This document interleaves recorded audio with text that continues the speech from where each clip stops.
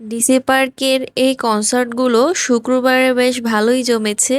কেননা এখানে এত বেশি মানুষ ছিল, বলার বাইরে। আমি তো একটা ব্লগে আপনাদেরকে বলেছি শুক্রবারে এখানে অনেক বেশি মানুষ হয়। যারা রাশ অতটা বেশি পছন্দ করেন না তারা শুক্রবার অ্যাভয়েড করবেন। আমার কাছে রাশ ভালোই লাগে, তার জন্য আমি আমার ফ্যামিলির সাথে চলে এসেছি। শুক্রবারে এসেছিলাম এবং বিকালে এসেছি, বিকাল থেকে এখানে কনসার্ট হয়। আর কনসার্ট বেশ ভালোই জমেছিল, এত বেশি মানুষ ছিল, অনেক বেশি ভালো লাগছিল। যারা লিজেন্ড সিঙ্গাররা আছে তাদের গানগুলো এখানে গাওয়া হচ্ছিল, যার জন্য মানুষ অনেক বেশি পছন্দ করেছে। আমি নিজেও অনেক পছন্দ করেছি, দেখতে পাচ্ছেন এখানে বসার জন্য সিট পর্যন্ত পাইনি। আর যারা দুপুরে এসেছে তারা তো সিটে অলরেডি দখল করে রেখেছিল। তো আমরা দাঁড়িয়ে দাঁড়িয়ে এনজয় করছিলাম, আর একটুও খারাপ লাগেনি। আসলে দাঁড়িয়ে দাঁড়িয়ে এনজয় করতেও বেশ ভালোই লাগছিল। আর একটা দিক ভালোই হয়েছে, চেয়ারে বসিনি।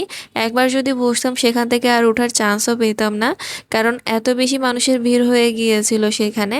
এবং মাগরিবের সময় এখানে একটা বিরতিও দেওয়া হয়েছিল আজানের। এরপরে আবারও শুরু হয়ে গিয়েছে, দেখতেই পাচ্ছেন।